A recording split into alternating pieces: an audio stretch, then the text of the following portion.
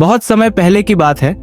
एक छोटे से गांव में सूरज नाम का एक गरीब लेकिन ईमानदार लकड़हारा अपने 10 साल के बेटे अर्जुन के साथ रहता था।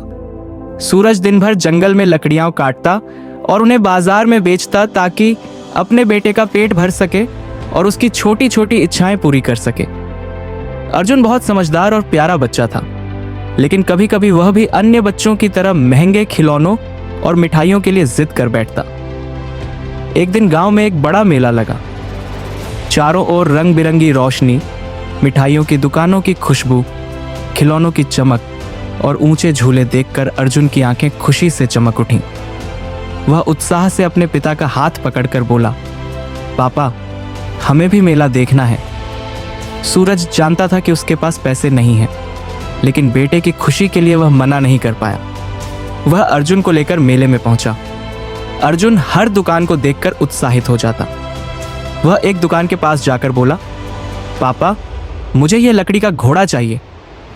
सूरज ने जेब टटोली, लेकिन उसमें कुछ सिक्कों के अलावा कुछ नहीं था। उसने अर्जुन को प्यार से समझाते हुए कहा, बेटा, अभी नहीं, अगली बार ले देंगे। अर्जुन का मन दुखी हो गया, लेकिन उसने कुछ नहीं कहा। कुछ ही देर बाद अर्जुन ने फिर कहा, पापा, मुझे जलेबी खानी है। सूरज के दिल में चुभन सी हुई, लेकिन वह मजबूर था। उसने बेटे को बहलाने की कोशिश की, लेकिन अर्जुन उदास हो गया। इतने में अर्जुन का ध्यान एक बूढ़े भिखारी पर गया जो ठंड में कांप रहा था। उसके पास फटे कपड़े थे और वह भूखा लग रहा था। अर्जुन ने अपने पिता की ओर देखा और बोला, पापा, क्या हम इस अंकल के लिए कुछ खरीद सकते हैं? सूरज ने चौंक कर अपने बेटे की ओर देखा। उसने बिना एक शब्द कहे अपने जेब के आखिरी सिक्के निकाले और भिखारी के लिए गर्म रोटी और चाय खरीद दी। बूढ़े आदमी की आंखों में आंसू आ गए। उसने कांपते हाथों से रोटी पकड़ी और सूरज और अर्जुन को आशीर्वाद दिया। अर्जुन ने मुस्कुराते हुए अपने पिता का हाथ पकड़ा और कहा, पापा, मुझे अब कुछ नहीं चाहिए। आज मैंने सच्ची खुशी देखी।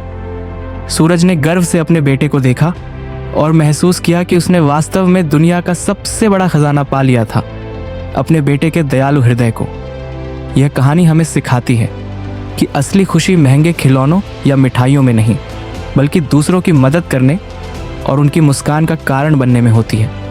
जीवन में पैसे से ज्यादा कीमती चीजें हैं करुणा, प्रेम और एक दूसरे का साथ।